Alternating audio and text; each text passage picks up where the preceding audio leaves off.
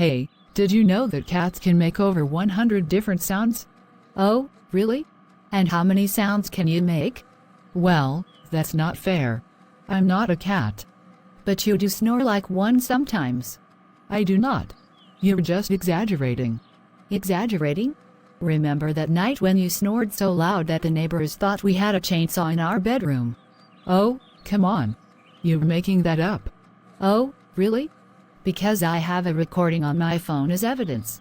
All right, let's not bring out the evidence. We're supposed to be having a fun conversation, remember? Fine, no more snore talk. But you have to admit, our debates are always entertaining. That's true. We could probably have our own comedy show. The Great Debate, starring Jack and Lisa.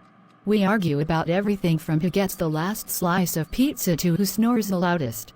And our catchphrase could be, we may not agree, but we'll always make you laugh. But seriously, Plumber, I love our debates. They keep our relationship interesting. Me too, Lizzie. And even if we argue, we always find a way to make each other smile.